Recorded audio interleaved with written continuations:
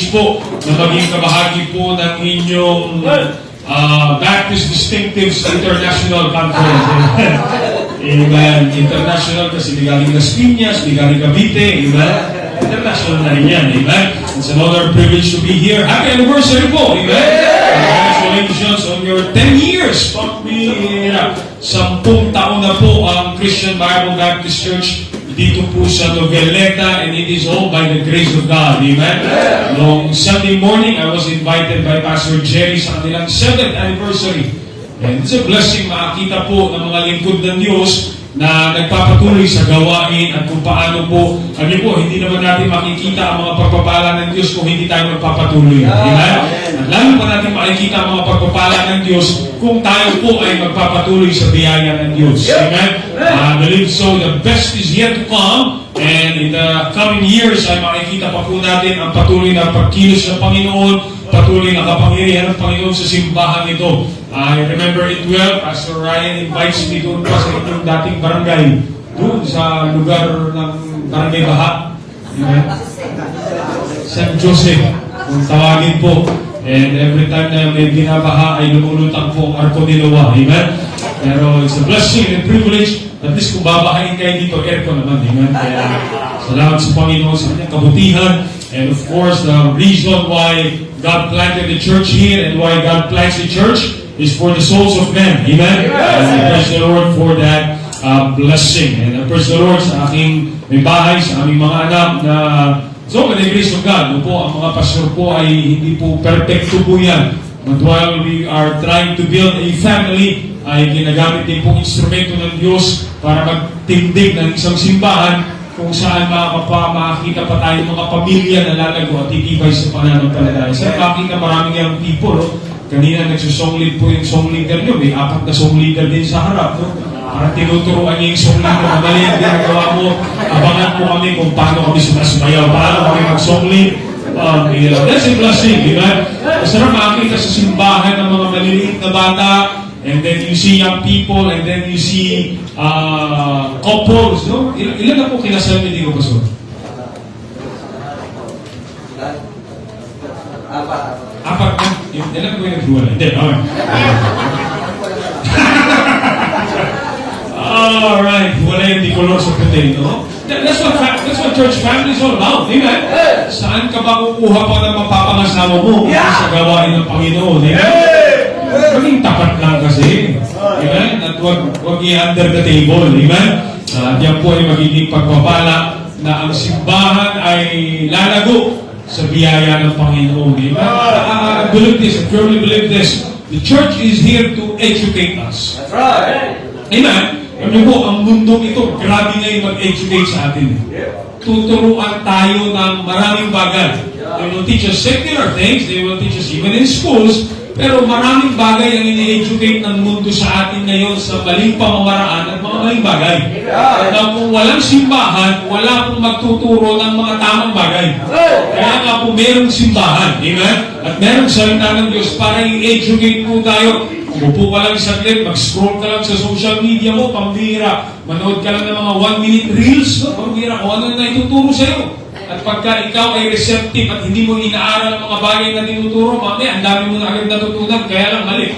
Tama? Pero pag meron kang salita ng Diyos, may maggagabay sa'yo, ano yung bagay na tatanggapin mo at yung mga bagay na hindi mo tatanggapin para po ikaw ay maging matatag na mananampalataya. Amen?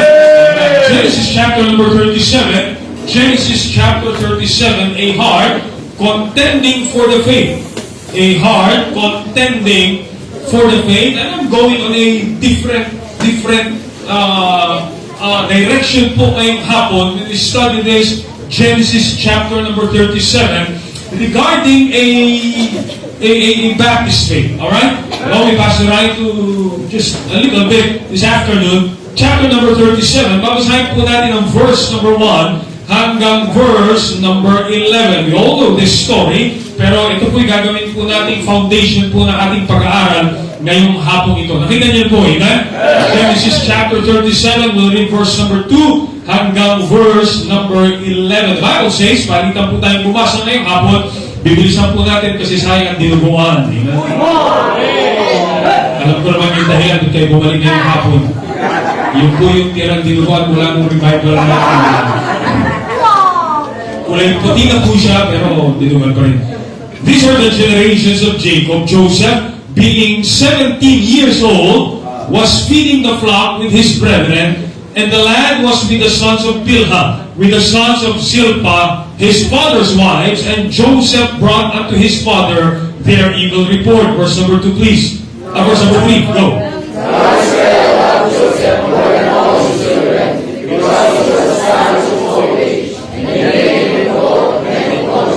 And when his brethren saw that their father loved him more than all his brethren, they hated him, and could not speak peaceably unto him.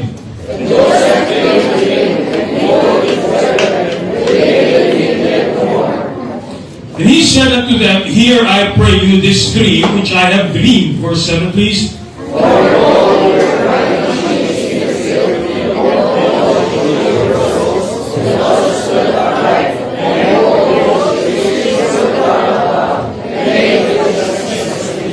Verse number 8, and his brethren said unto him, Shalt thou indeed reign over us? Or shalt thou indeed have dominion over us? And they hated him yet the more for his dreams and for his words.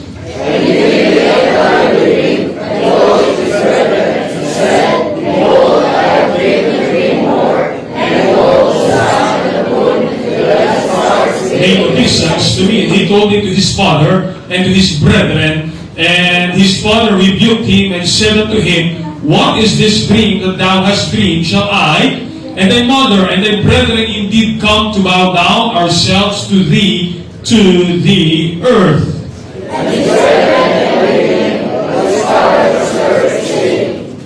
I want you to jump to verse number 19 sa the Bible. And they said one to another, Behold, this dreamer cometh. Let's go to the Lord in prayer. Dakilang Diyos, salamat po sa hapon binigay niyo po sa amin. It's a great privilege for me to stand behind this pulpit and in celebration of 10 years anniversary si BBC Noveleta. Salamat po, Panginoon. Only eternity will tell ang impact po ng simbahan ito sa syudad na ito at sa mga karating bayan at ang mga pwede po pong magawa ng simbahan ito para po sa inyo. Pero God, panatilihin niyo po sa tamang pananampalataya. Panatilihin niyo po aming pamilya sa tamang pananampalataya, O Diyos. And I pray that the message tonight will help us, O God, as a family to contend for that faith, for your glory. Ito po ang aming dalangin sa pangalan ni Jesus. Amen. Amen. Be seated. Please thank you for standing.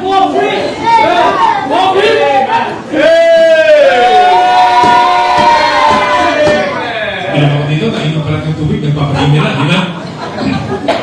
Sa lang ibig sabihin niya ng mga amen minsan, parang bilisan niyo po, kailangan na namin kumain. 14 chapters po ng banal na kasulatan, especially in Genesis, deals with the life of Joseph. Alright? We all know, lahat po dito, majority of us all would understand sino po si Joseph, and the Bible describes him as the dreamer. Okay? And yet isa po sa nakakamangha sa buhay po ni Joseph, ay siya po ay naglarawan ng totoong katapatan. A model of faithfulness sa Diyos sa maraming uri ng sitwasyon. It is interesting, on these 14 chapters of scriptures na pinag-usapan po ang buhay ni Joseph, wala tayong makikitang major, major shortcomings or major pitfalls na ginawa ni Joseph sa kanyang buhay all throughout the life of Joseph, mula po dito sa binasa po natin, until makarating siya kay Pharaoh, na maalitin po doon, until siya tawanan ng kanyang mga kapatid, until we reach verse number 15, na inamin niya na sa kanyang mga kapatid kung sino siya. We all know that story, all about the life of Joseph. Now, Joseph did not become such a faithful, solid Christian, if you may, dahil siya po ay mayroong isang matatag na pamilya. Let me phrase that. Si Joseph po ay wala po siyang matatag na pamilya para bigyan siya ng isang magandang background para maging solido at matapat na mananampalataya. As I said a while ago, I'm going in a different turn this afternoon para po bigyan tayo ng isang napakalaking tulong at aral when we talk about contending for the faith.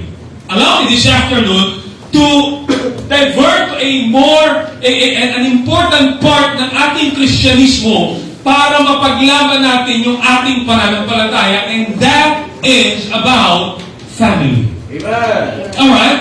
That is about family. Dahil kung meron mang pupundasyon ang buong syudad po natin, ang society, that is the family. Kung magkakaroon tayo ng matatag na simbahan, kailangan matatag ang pamilya.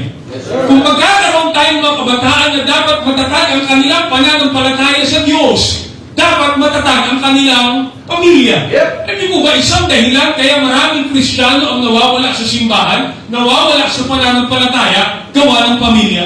Or how they would want to stay in the church, or how young people would want na maglingkod sa Panginoon. But many a times, pag nagkakaroon na ng crack sa family, pag nagkakaroon na ng problema sa pamilya, pag nagkakaroon na ng financial struggles, at nagkakaroon na ng struggles in the family, many a times, ito ang nagiging dahilan kaya hindi natin napaglalaban yung ating pananampalataya. Oh, we believe the Baptist faith, and I all agree with that, pero many a times, para bang, syempre, nagiging pundasyon yung ating pamilya, pagkaman gusto natin ipaglaban yung ating pananampalataya, ay nanghihina ang ating pananampalataya dahil mayroong crack sa pamilya. Now, we understand that when you have a strong church, you will have a strong family. When you have a strong family, you will have a strong government. Tatlong major institutions ang tinatag ng Panginoon. It's the family, it's the church, and it's the government. And once you realize this, you go back to Genesis chapter 1, chapter 2, and chapter number 3. Ang unang institusyon tinatag ng Diyos, pamilya. Kaya ang unang institusyon na gusto masakin ng Diablo ay ang pamilya. And if we will have strong families, if we will have strong Christian families, I'm telling you, we will have strong people who will contend for the faith. Amen. Amen. Pag-aralan po natin ang buhay ni Joseph, and as I've said a while ago, hindi po siya naging matapat na Kristiyano dahil maayos ang kanyang pamilya. Actually, siya po ay naging matapat kahit na maraming problema ang kanyang pamilya. That's why our message this afternoon, a steadfast faith in a struggling family. A steadfast faith in a struggling family. Oh, family problems ay iba-iba ang sitwasyon ng pamilya, no? Sometimes, ang problema ay pinansyal. Sometimes, ang problema po ay nagkakaroon ng problema sa chain of command na binigay ng Panginoon. The Bible is very clear. Husband is the head of the family. Amen? Why? Wala ito, umimin na natin ito. Amen? Supportahan niyo naman po ito. Amen? Yan ang masiko kayo, basta umimin na po kayo. Amen? Kasi, ang ama po, ang ulo ng tahanan. Amen? And then the wife should submit to their husbands. Huwag niyo lang isasubmit yung listahan, yung labahin, yung Meralco bill. Mag-submit din po. Amen? Wala pa rin umimin. Alright. And children must obey their parents. Amen? Minsan nagkakagulo na agad sa pamilya just because napapabalik-baliktad natin para bang nagiging parents obey your children in the Lord eh. And it creates family confusion. Whenever the husbands fail to be the head, na ito naman ang inutos ng Diyos, many a times, problems ay nagdi-develop po. And over the decades and over the years, family life has certainly changed. Meron at meron magdadaan ng problema po ang bawat pamilya. We were traveling, going here, we were receiving text messages from a couple having family problems. Now, habang nagbabago po ang kultura, mga kapatid, salamat may prinsipyo ang salita ng Diyos na hindi po nagbabago. At doon po tayo mananatili. Tingnan po natin ang buhay ni Joseph. Now, by the way, si Joseph po ay galing sa pamilya na we would call it somewhat dysfunctional family. Right?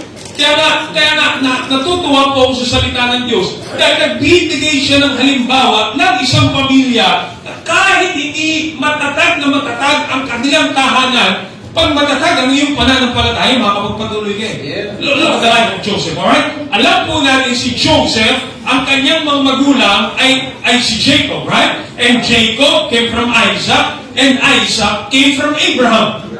Parang maayos yung kanilang family background, not until si Jacob po ay naghanap ng mapapangasawa. Puro papangasawa na pag-uusapan natin ngayong hapon, no?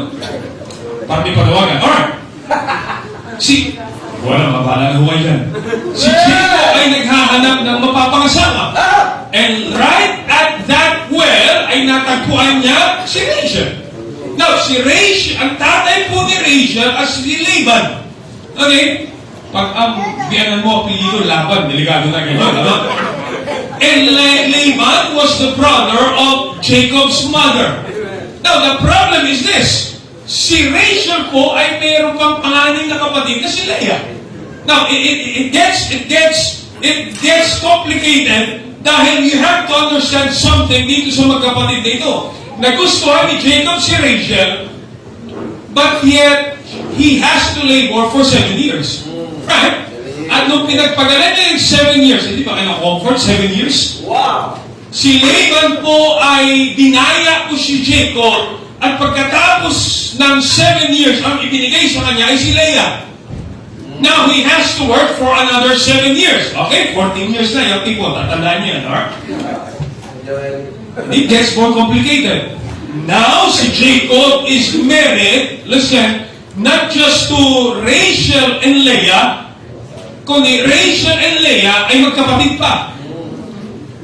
The competition and jealousy, and it gets worse. Si Leah po ay nagkaroon ng anak, si Rachel, yung kanyang gustong mapangasawa, ay hindi magkaroon ng anak. And out of desperation, si Rachel ay sabi niya, yung katulong niya, ay pinayagan niya na magkaroon ng anak ni Jacob. To make worse situations, yung katulong ni Rachel, nagkaanak ni Jacob, si Leah, nagkaanak ni Jacob, si Rachel, nagkaanak.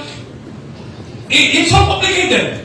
Alright? And I'm not counseling na gawin niyo po ang mga bagay nito.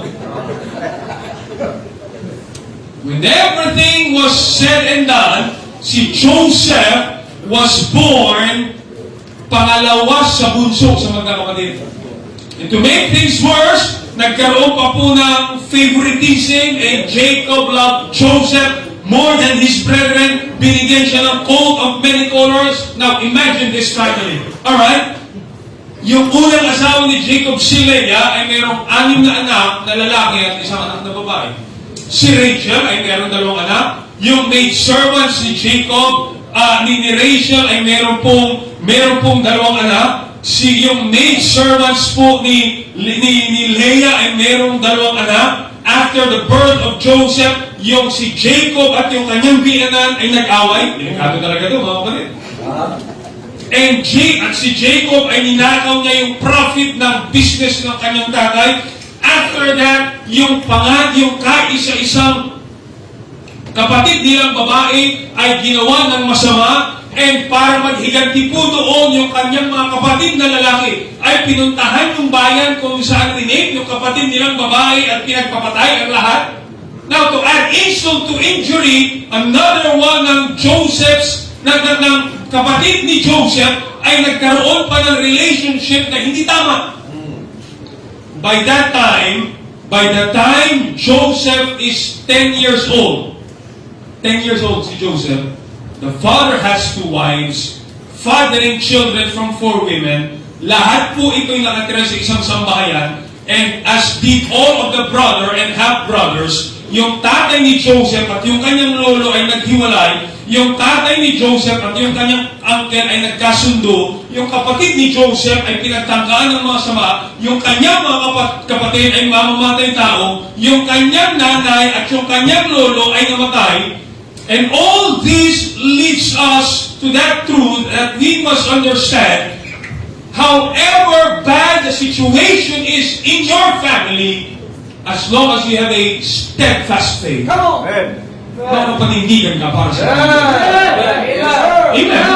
I'm challenging you this afternoon. I don't know what your family background is. I don't know kung anong sitwasyon niyo sa bawat pamilya. Salamat, meron tamang pananampalataya na ipinasa po sa atin. As Ryan mentioned it, I was inborn Baptist. Amen. Ang lolo ko po, Pastor Hernandez, he passed away around year 2000 something. He passed away as a independent Baptist pastor. Siya po ay namatay on a motorcycle accident. 70 years old. Maliit lang po yun. Pastor Hernandez was just a small guy. 70 years old. Nagmomotorsiklo po yun doon sa anong highway yan sa Bicol. Diyan sa highway ng Bicol on a visitation Saturday afternoon. At siya po ay na-side sweep ng isang rumaragasang bus. Yahing Bicol. Dahil siya po ay 70 years old na ang motorsiklo ay maliit, nahagip siya ng buntot ng bus, hindi niya na kaya labanan, and it causes death. 70 years old. Siya po ay nagpastor ng ng mga simbahan, and out of this church grew up many pastors and preachers all over Bicol province. Isa sa kanyang naging anak is my mother, Ma'am Deb, and my dad is also a second generation preacher o Christian na ang tatay niya naman po ay pulis. Ang lolo ko po ay pulis na nung sinabi niya sa tatay ko na pag-hypnotize, ang tatay po ni Pastor Ed is a police officer, naligtas po siya through a radio broadcast. Nilang bahay, nag-play po siya ng radio, may radio broadcast siya naligtas, pinuntahan po yun nung nagre-radio broadcast, wala pa namang internet doon, wala na. So they handled a Bible study in their house. It ended up long na yung front ng bahay mismo nila Pastor Ed ay nakapagtayo po sila ng Baptist Church where my dad got saved. Amen? Ano po, the heritage of Christianity dapat nagpapatuloy. That does not even mean na perfecto yung aming pamilya. Sila Pastor Ed po ay 6 na magkakapatid. Ang 2 lamang po sa kanila, ang ani at bunso, ang naging pastor. Yung iba po, impostor na. Sa side naman po ng mother ko, may mga kapatid po ako, may mga kapatid po siya ng pastor, actually, dalawa sa tiyuhin ko, sa mother side ay nagpapastor, yung pinsan ko po ay pastor, yung biyanan ko po ay pastor, may membro po kami apelido ay pastor. But that does not make you sheltered para hindi ka na makipaglaban sa pananampalataya. Because problems will come. Yes, sir. Amen? And temptation to compromise will come. And choices will come in our life. Yes, amen. It is important na tayo po ay planted sa prinsipyo ng salita ng Diyos para maipaglalaban natin yung ating pananampalataya. Amen? You heard a testimony kanina through reading Mark, anong title ng libro yun? Fox's Book of Martyrs. Mga namatay sa pananampalataya. Yes, sir. Amen. Ngayon, pambira, wala lang sinaing, ayaw na magsinta. Preach! No. Diba? Yeah! Yung narinig niya yung kwento ba, sabi niya, alam mo, naliligaw na naman po. Sabi niya, aakyatin ko ang 7 bundok. Lalanguin ko ang 5 ilog. Tatawirin ko ang lalanguin ko pambira, ang mga buhaya, makarating lang sa bahay mo. Sabi niya, ba't wala ka kahapon? Umambun eh. Yan! Ba't wala ka sa church? Umambun. Well! Mamamatay ako para sa Panginoon. Ba't wala ka kahapon? Lampayong ang init. There must be a steadfast. Isang pananampalataya na huwag mo papayagan anumang suliranin, anumang sitwasyon, ay huwag mo ipapakilag ang pananampalataya. Some think this morning, number one, realize every action will have its consequences. Yeah. Every action will have its consequences. We can look on the negative, on the positive side, pero tingnan po natin ang negative consequences ng ginawa dahil sa mga desisyon na ginawa ng pamilya ni Joseph. Everybody has to suffer. Everybody has to suffer consequences. Merong kailangan mamatay. Merong kailangan umani ng mga maling tinanim po nila. Merong kailangan mapahamak. Merong kailangan mapariwara ang buhay. Mangyayari at mangyayari just because somebody decided na magtanim, not realizing lahat ng pagtatanim mo ay merong pag-ani. Yeah. Piliin mo ang tamang kaibigan, aani ka. Piliin mo ang maling kaibigan, aani ka. Amen? Piliin mong kontrolin ang emosyon mo, aani ka ng tama. Piliin mong huwag kontrolin ang emosyon mo, aani ka ng mali. every action will have its consequences. Now, ang Diablo po ay laging tutuksuhin tayo na wala namang makakaalam, wala namang magiging resulta, hindi naman maapektuhan ng kahit sino, buhay mo naman yan, alam mo naman yan, pwede mo gawin, lahat ng gusto mo gawin dyan. But realize this, and time will tell us again, whatsoever thou sowest, thou shalt reap. Amen? Ang man ang iyong tatanim, yan din ang iyong aanihin. Alala niyo po, si young man, ito si Jacob, yung tatay ni Joseph, at ito yung kanyang nanay, they started deceiving si Jacob and Esau, dinaya nila yung kanilang mana, and with that, yung kanilang blessing, and with that environment, hindi ba kayo magtataka na si Jacob at yung kanyang tiyanan naman ay nagdayaan din sa kanilang business? It's because may nagtanim, merong aanin. Meron kang influential tinanim, meron kang influential aanihin. Kaya nga pag itinanim natin sa ating pamilya, tapat tayo sa Panginoon, aani tayo sa mga anak natin na tapat sa Panginoon. Pag itinanim natin sa ating pamilya na magpapatuloy tayo, anumang suliranin, magpapatuloy kahit anumang suliranin. Amen? Kasi, the far-reaching result ng mga bagay na tinatanim mo, hindi mo alam kung hanggang saan aanihin niya. You know, what's the saddest part is this. Many a times, malayo ka sa Panginoon, magtatanim tayo ng mga maling bagay. Sa panahong nagdesisyon ka ng manumbalik sa Diyos, then dun mo aanihin yung mga maling bagay na itinanim.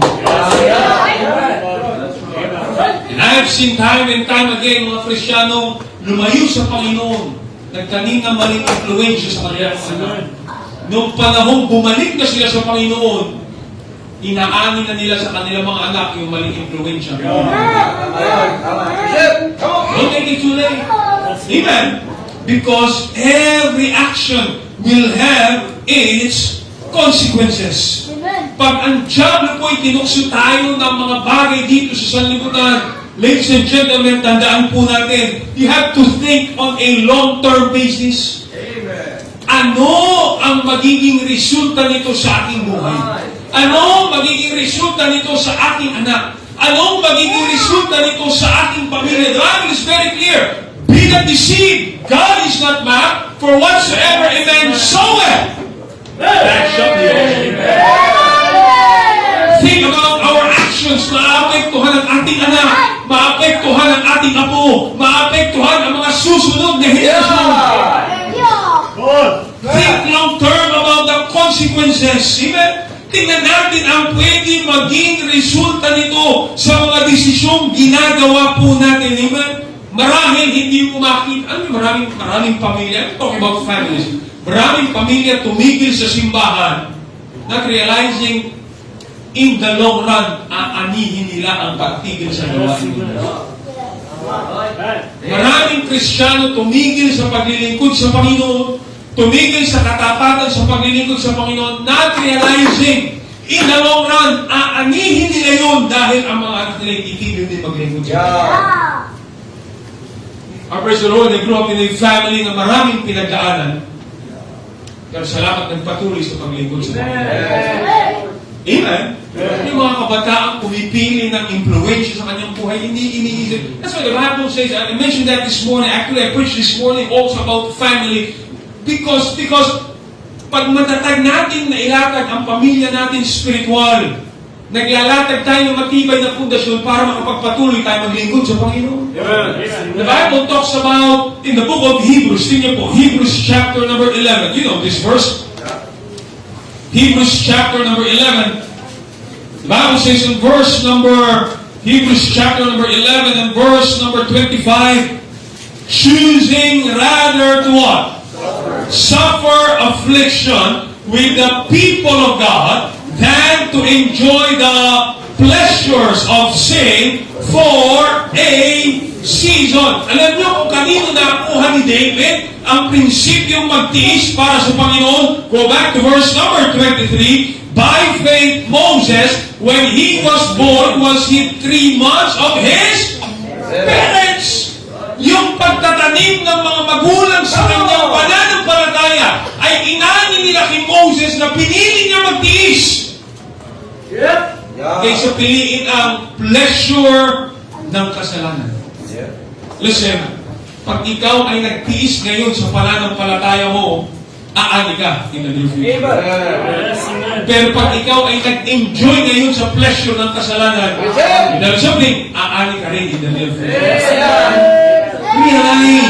Realize the actions, realize the results, realize every action will have its consequences. Mga magulang, I see many kids here, mga magulang na nagdadala ng mga anak niyo po sa simbahan. It may just be 1 year old, it may just be 2 years old, pero pag in-establish niyo sa kanila na mahalaga ang simbahan, promise you this, bear a child in the way he should go, and when he is old, he will not depart from it. Mga anak, natuturuan natin mahalaga ang simbahan. Yeah. Kahit minsan mahirap gisingin ang tatay.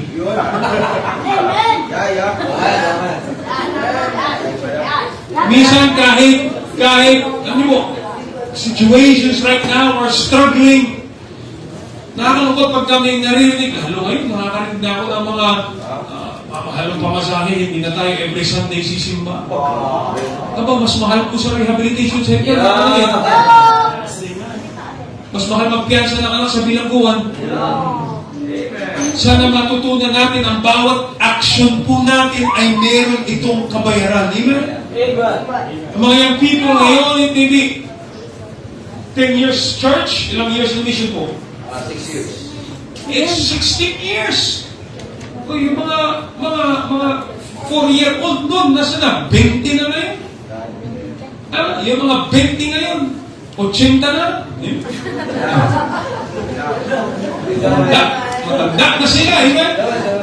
Pero ngayon, umaani. Because every action will have its consequences. Yung people, manatili ka sa simbahan, aanihin mo yung indemnity. Magtiis ka ngayon sa mga pangungutya at panglalait sa iyong Kristyanismo, aani ka ng pagpapala mula sa Diyos. Maging tapat ka sa pag-awit mo sa Panginoon, paninindigan mo sa tama, aani ka ng pagpapala. Every action you have alam mo, mali kaisipan natin, akala natin ang swerte, dumadating lang basta-basta. Wala. Kaya kami namalas, hindi mo malakas sa swerte. Ito po ay pag-ani ng mga bagay na itinatanim. Amen? You know why you have this building? You know why you have this property? Nagtanim ng sakripisyo. Amen? Meron nagsakripisyo. Amen? Every action will have its consequences. The people like challenge yung pambira. Ano taon na ba itong mga ito? Nakakataya kasi yung itsura yun. Plus tax. Hindi, pag nakaharap kasi parang 16 lang. Pag nakatalito parang 16, 32 years old ito na, no? Eh nakatagilid pa, 16 pa, so that's 48 years old, di ba? You're welcome. Natili kayo sa Panginoon and every action will have its consequences. Amen. Amen. Ang inyong pananatili sa tama ay magkakaroon ito ng bunga. At ang inyong paggawa ng mali ay magkakaroon din ito ng bunga. Therefore, alam mo sa buhay Kristyano, piliin mo muna anong bunga ang gusto mo. And then doon mo itanim, ang landasin mo para marating mo yung bunga o resulta na gusto mo sa iyong buhay. Amen? And here's Joseph, sa sitwasyon na siya'y inuusig ng kanyang mga kapatid, sa sitwasyon na siya'y kinukutya ng mga kanyang mga kapatid, and the dreamer cometh, hindi siya gumanti. Amen? At nakita natin ang pagpapala ng Diyos sa kanyang buhay. Number 1, every action has its consequences. Number 2, the simple principles here, stay faithful regardless of your family situation. You stay faithful regardless of your family situation. Ito po ang pinaka-lesson, mga talatang binabasa po natin, ang buhay ni Joseph. if there is anyone na mayroong karapatan na magsabi na ang gulo ng pamilya ko, ito si Joseph. Yes, sir. Alam niyo, magulo na yung pamilya niyo. Puntahan niyo yung pamilya ni Joseph. Kaya magulong pamilya talaga. Alright? At kung meron mang tao pwede magsabing, pinabayaan ako ng Diyos, gawa ng gulo ng pamilya ko, ito na si Joseph. I mean, his family is messed up. Alright? Yet, through all these things, pinanatili niya ang kanyang pananampalataya sa Panginoon. That's what I like about Joseph. Amen? Pinanatili niya ang kanyang pananampalataya nung sinabi sa kanya ng Panginoon, alright, Joseph, in a dream, ang iyong mga kapatid ay magbabow down. Ang iyong mga magulang ay magbabow down. It was so messed up na kahit yung kanyang nanay, kahit yung kanyang tatay, ayaw maniwala sa panaginip na binigay sa kanya ng Panginoon. Yes, sir. Yung mga taong inaakala niyang susuportahan na siya, siya bang hindi naniwala? Now, it can be really easy for us to look at our family background and make excuses. Hindi mo ba? Maraming beses titingnan mo yung sarili mo, titingnan mo yung mga magulang mo, titingnan mo yung katayuan mo, at titingnan mo ang sitwasyon sa paligid, and you are trying to say, kawawa naman, ano, dyan magaling ang Diablo, no? Maglagay ng kawawa naman ako mentality. Richard! Nakascroll mo sa social media. Kawawa naman ako, wala akong kotse, wala akong sapatos, pinagbabawalan ako sa barkada, hindi ako pwede mag-soft drinks, hindi ako ang higpit sa simbahan, ang daming bawal huminga, bawal kami. You see, but looking at Joseph's life, isang bagay matututunan natin mga kapatid, pwede tayong maging matapat. Regardless of our family situation, huwag kang lalayo sa Panginoon. Amen? Here is Joseph. Now, we all know this. I can read it again from the very beginning, but read down the life of Joseph from the very beginning. Nung sinabi niya sa mga kapatid niyang meron akong panaginip, sabi niya, kami, magbabaw lang sa'yo. Tumakbo siya sa kanyang mga magulang, sabi niya, lifetime, may panaginip ako, kami maniniwala sa'yo. Dinala na sila ng pagkain, na pag-isipan pa nila itapon sa balon na walang tubig. Now, pag ikaw kinukutsa ng tropa mo, isang bagay yun. Pero pag sarili mo ng mga kapatid ang kumukutsa sa'yo, hindi problema na talaga yun. Tama? Pag sarili mo, hindi lang pala tinapon, di ba? Bininta pa. Aba, pag bininta ka na ng sarili mo kapatid, talagang wala ang problema niya sa kapatid. No? Pag sinok, bininta na ni Levi, malaking problema na yan.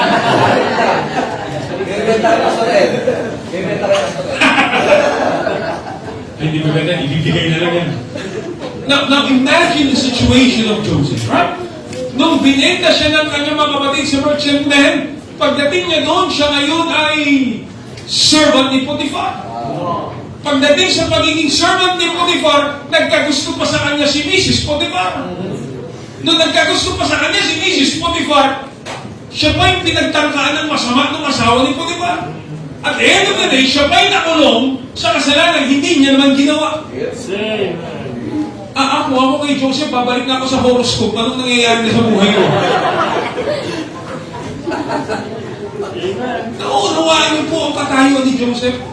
All that situation, but even on that pit, and even on that prison, you read the Bible, hindi mo makikita si Joseph na tinalikuran niya ang Diyos.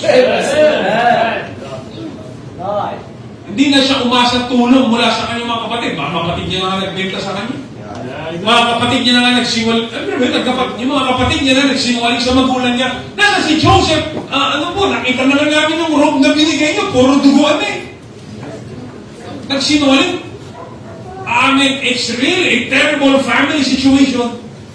But realize this, Joseph remained faithful regardless of the situation. Amen. Again, it is sometimes easy for us to feel sorry for ourselves. Yes, amen. At maraming beses dadayain tayo ng Diablo na kung iba lang siguro magulang ko, kung iba lang siguro ang kapatid ko, kung mayaman lang siguro, kung may kaya lang, may kaya naman, may kayabangan niya lang. Kung kung nag-abroad lang sana ako, kung ganito lang sana ako, kung we try to predict ourselves in the future. Sa ating sitwasyon na tayo. At pinapayagan ng Diyos na tayo ay malagay sa ganong sitwasyon para subukin yung ating pananampalataya. Amen? Para tingnan kung tayo magpapatuloy sa Panginoon. And remember this, Joseph remained faithful, but listen to this, whether Joseph will remain faithful or not, God remains faithful to us.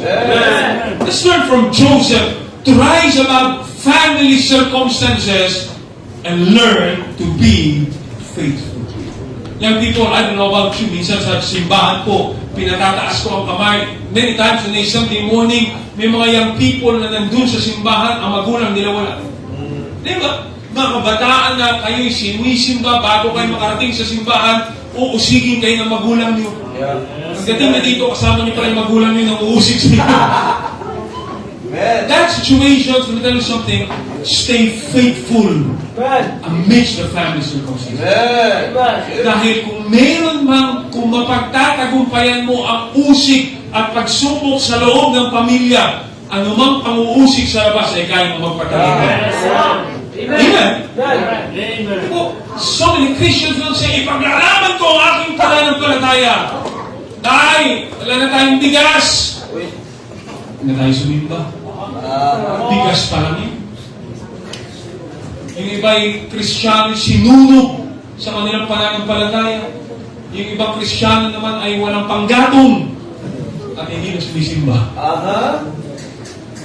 You stay faithful amidst the family circumstances. Anumang dadaanan, anumang pinagdaanan, at anumang pagdadaanan, maging determinado ka magkaroon ng pananampalatayang hindi matitigil. Yes, amen. No, one pastor I salute, my dad of course, is my father-in-law.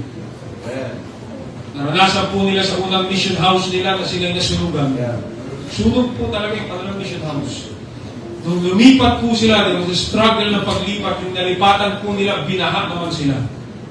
Kumakanta na lang po sila ng some through the water and some through the flood, some through the fire and all through the blood.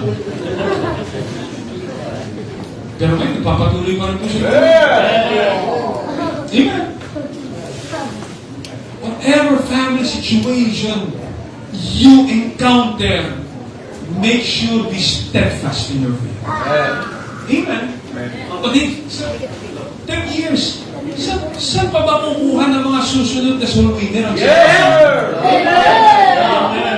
saan pa kukuha ang pera? Kanina, isa soul leader dito, 5 soul leader dito. Pwede ka na mag-retire, bro. Di papalit na sa'yo. Di ba? Saan pa ba kukuha ng mga susunod ng musicians? Saan pa ba kukuha ng saan ba ba? Ay, sa simbahan ito. At paano mangyayari kung hindi tayo magpapatuloy? Amen? Amen? When we talk about Baptist distinctives and we talk about Baptist heritage, we're talking about the blood, buhay, dugo ang ibinuwis. Ano tayo magpapatuloy? Ambun pa lang, tumitigil na tayo. Tulo pa lang sa bubong ng bahay, nagkikwit na tayo. Ano mang sitwasyon, mga kapatid, stay faithful and serve. Amen. Number 3, 10 years, 10 pointers po ito. Hindi ko alam kung anong sabi mo, wow o oh. Number 3, develop strong spiritual decisions. Develop strong spiritual decisions.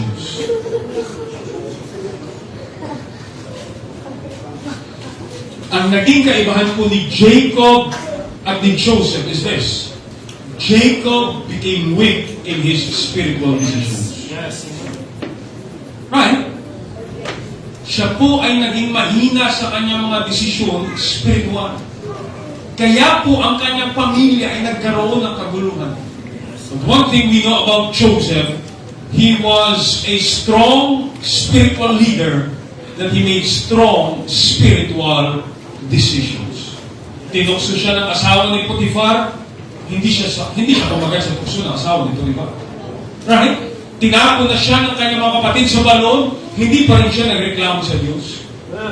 Hello? Right? Dumaan na siya sa maraming suliranin at maraming pagsubok sa buhay, hindi pa rin siya natinagway. Nagkaroon siya ng isang malalim na pagkaugat sa prinsipyo ng salita ng Diyos, and because of that, he was able to make strong, spiritual, righteous decisions. Alam mo ba, ang bawat pamilya ay laging haharap sa decision-making sa ating buhay.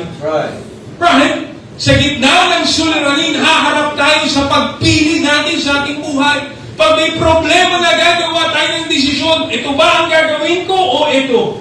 Tama pa rin bang desisyon gagawin ko o yung komportableng desisyon? Ako ba ay kaagat na sa tukso ng dyablo? Ako ba ay kaagat na sa impluensya ng barkada? But listen to me well. We will never be victorious over the devil pag hindi tayo naging matatag sa ating mga paninindigan.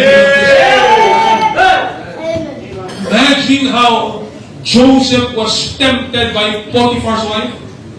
Di ba? Dalawa na lamang sila ng asawa ni Potiphar, pinagkatiwala na sa kanya lahat. Nung tinawag siya ng asawa ni Potiphar, gumamit si Joseph ng technique. Sayunachi. Sayunachi nelas ko, tatakbo na ako. Kasi nung nagsalita na yung asawa ni Potiphar, sabi niya, Joseph. Lalaki pala, kaya siya tumakbo pala.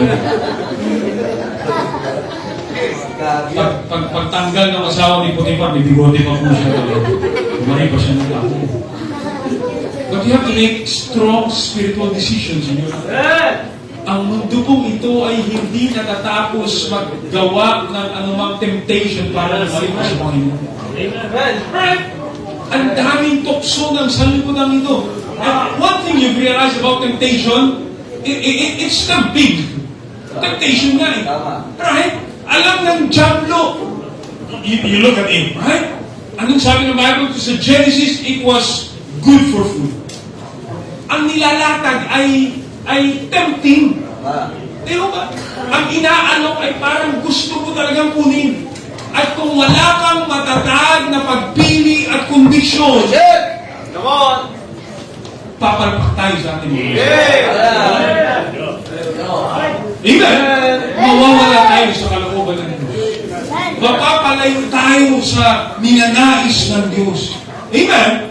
And let us be that mature, growing Christians, parents, families, young people, na tayo ay gagawa ng matatag na desisyon para sa ating pamilya. Mga magulang, tayo ang maglatag ng prinsipyo sa ating mga anak ang pwede at hindi pwede. Tayo maglatag ng prinsipyo sa ating pamilya na simbahan ay para sa Panginoon. Praise the Lord, I grew up in a Baptist home. Sa bahay namin, ang pagpili lang, pag-araw ng linggo, sisimba ka ba o sisimba ka? Ayoko po, wala sa pagpili mo. Ang pagpili mo lang, sisimba ka ba o sisimba ka? Tama? Masakit po ulo ko, sumimba ka, masakit ang ulo mo. Nisipon po ako, o ito tissue, sumimba kami tissue at may sakit ang ulo mo. Hello? Ayok. Parang hindi ka sumasakayin yung sakul eh. Ayaw na sumimba, alit na yung kabaga eh. There must be a strong spiritual choices. Decisions in life. Amen? Mga kapatid, it's about time.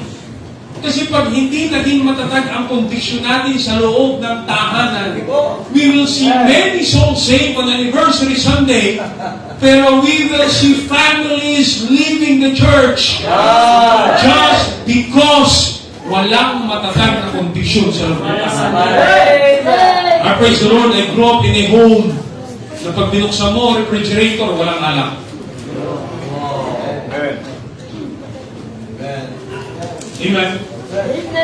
Sa loob ng tahanan at hindi ko na nakita, ang father ko po grew up on Bahala na Gam.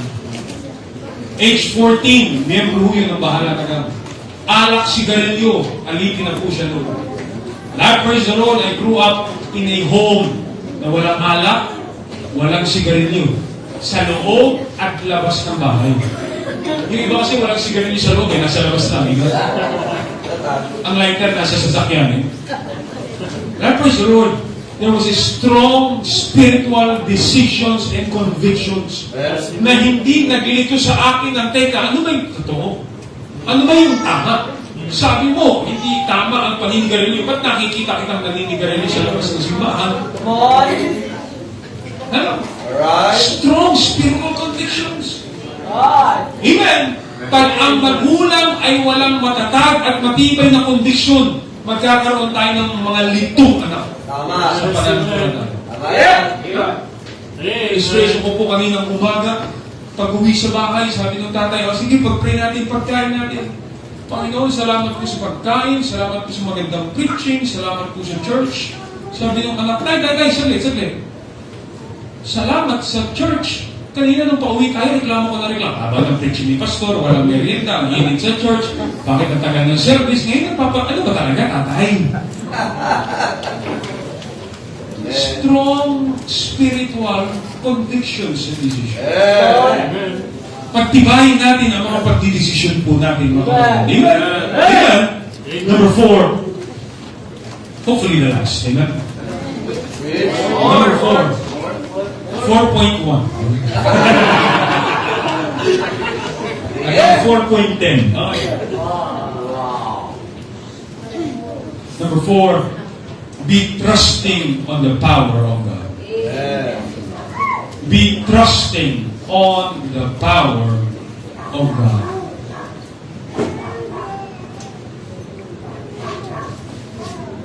I'll tell you something. No matter anuman ang problema sa loob ng pamilya. Next, survey. Sino dito walang family problem right now? Yung iba ang problema niya, wala pa siyang family. Wow! Pero problema mo yan. Pero pag nagka-family ka, problem pa rin yun. Right? But understand this. No matter how family problem you are facing, no matter how much hurt it may have cost you, I promise you this, magtiwala ka sa kapangyarihan ng Diyos. Amen.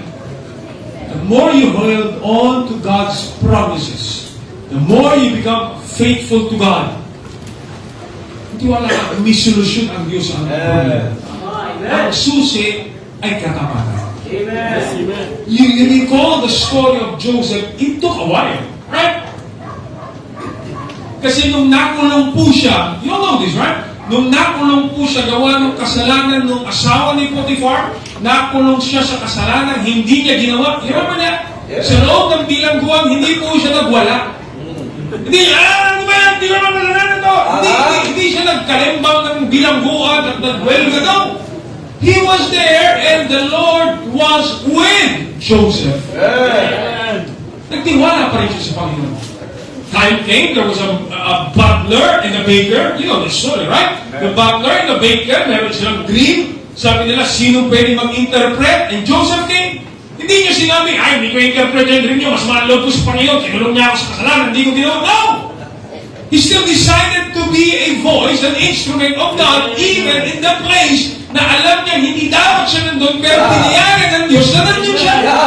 At pwede niya pa rin i-trace yun lahat sa mga kapatid niyang napakasama dahil hinulog siya sa balon, binenta siya sa merchantman, kaya siya nabilanggo. Amen. Pero hindi siya nagtanim na, here's the word, bitterness. Yes, sir! Amen. Amen! In-interpret niya yung dream ng baker, in-interpret niya yung dream ng butler. Sabi niya, ipapatawag kayo pareho, yung isa sa inyo ipapapatay, isa sa inyo ibabalik sa posisyon. When that, I think that was the butler, right?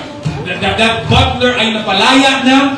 Nung napalaya na, nagkaroon ng dream si Pharaoh. We could have read this, nasa Bible po ito, hindi pa ako nagsisinungaling. Nagkaroon ng dream si Pharaoh, sabi niya, sino kaya pwede magpaalala ng aking panaginip? At sino kaya ang pwede mag-interpret ng dream na nalimutan ko na? Pamira ka.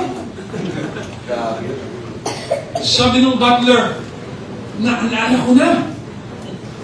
Read the Bible, sabi niya, after 2 full years, nung in-interpret ni Joseph yung dream ng butler sa loob ng bilangguan, sabi sa kanya, promise, promise, paglabas ko dito, babagitin kita kay Pharaoh.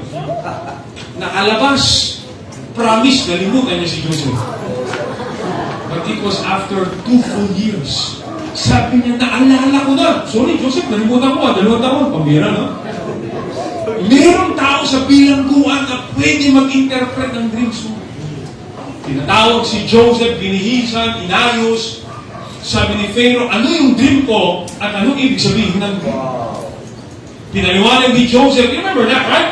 7 taong taguto, 7 taong tag-ani, magkakaroon ng 7 taong tag-ani bago ang taguto.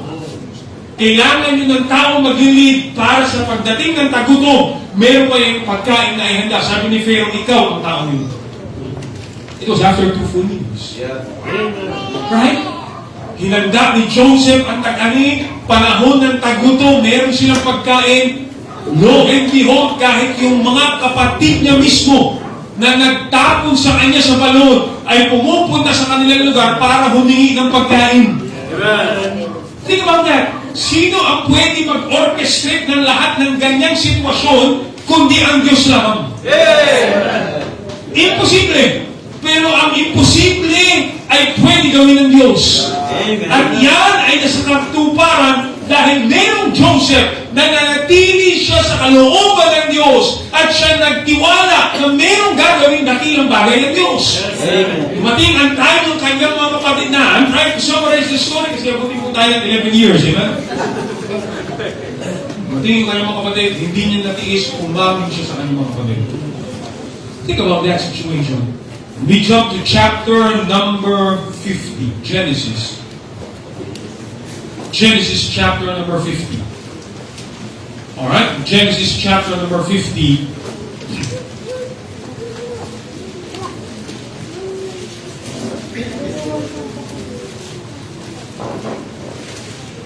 Genesis chapter number 50, verse number 15.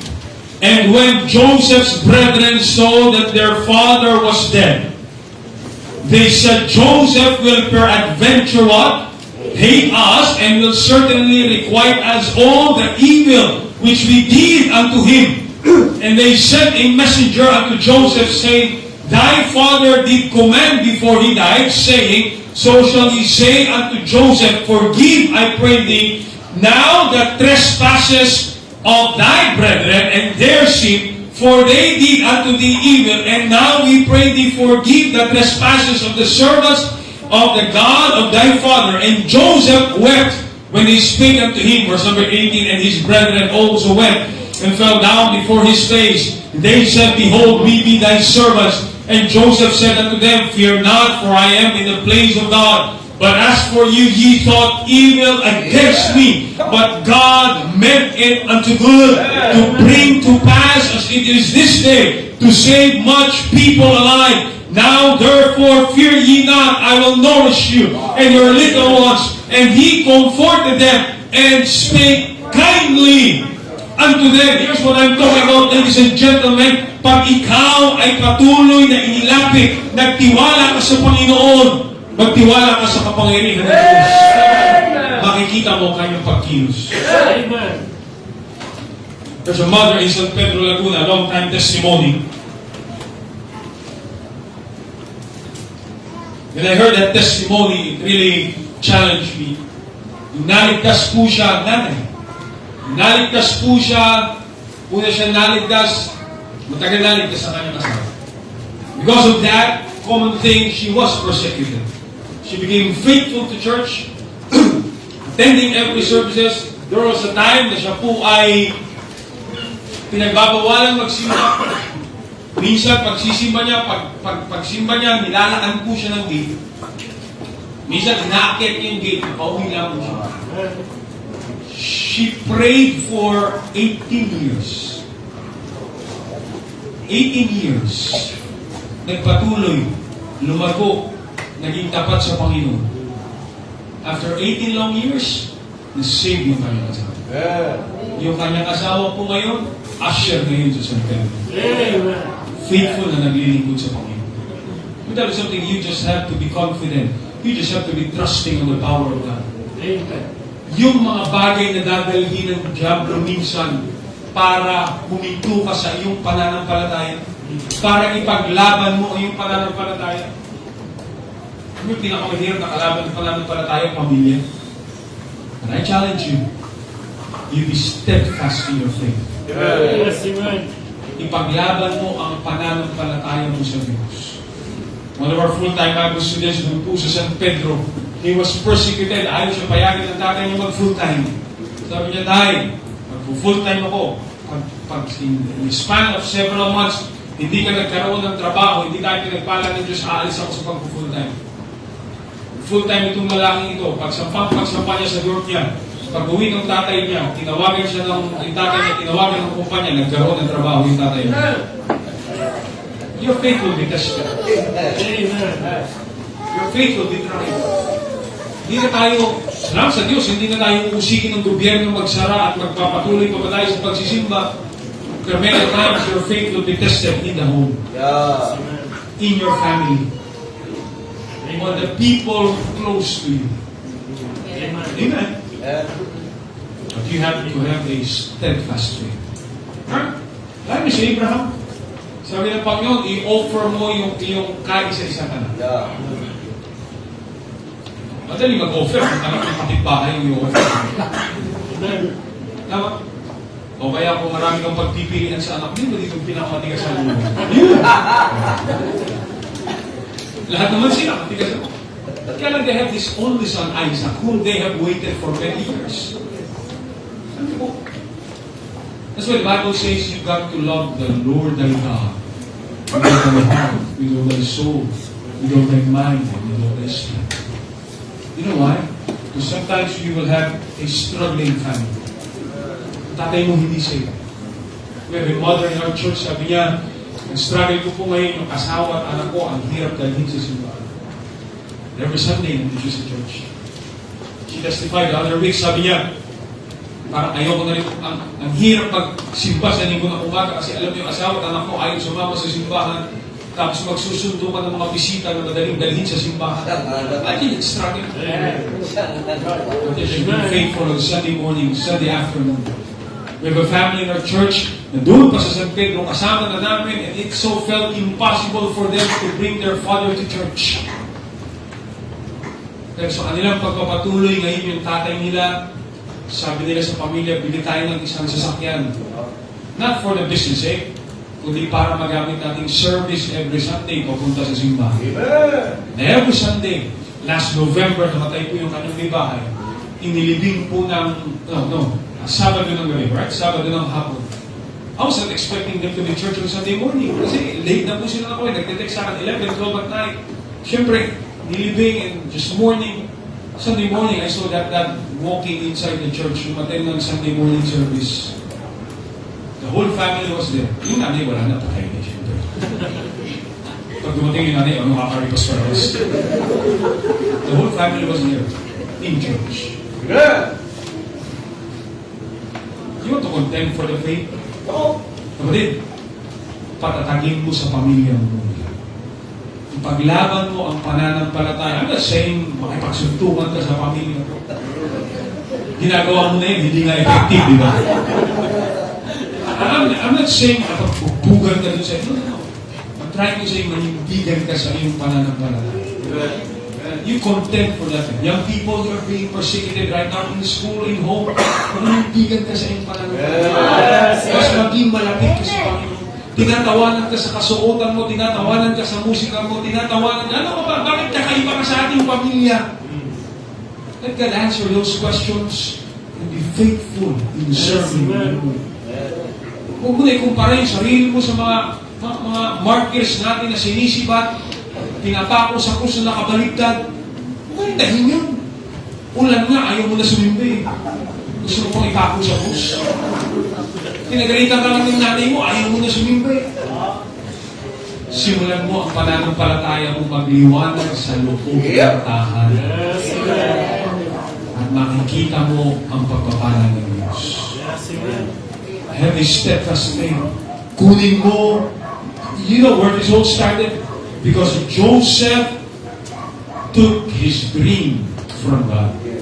Alam niya, kasama niya ang Diyos mula sa simula pa lang. Kaya nakapagpatuloy siya kahit sa pangungusig, kahit sa pangungutya, kahit pwede na siya magtanim ng sama ng loob. Hindi niya itinanim ang sumanador. Itinapon niya. At siya'y nagtiwala sa Panginoon. I know I went in a different way this afternoon, but that's content for the faith. Paglalaban natin ang pananampalataya natin, that is even in our families. You will see how God will work mightily. Yun yung saan makikita na sa simbahan, pagbuo ang pamilya na sa loob ng simbahan. Tatay, yung nanay, di ba? Sinisig yung tatay, sa church, di ba? Alam nyo, nasarap makita ng pamilya sa kasama naglilingit. That's what the Bible, Joshua said, as for me and my house, we will serve the Lord. Amen. But many a times, listen, many a times it doesn't start that way. Yes, amen. Many a times it starts with you alone. Ikaw lang mag-isa. Pero pag naging tapat ka sa Panginoon, just wait. It may be 2 years, it may be 3 years, I don't know how long. But have that dream like Joseph had. Pag balang araw, you can say, as for me, my house, we will serve the Lord.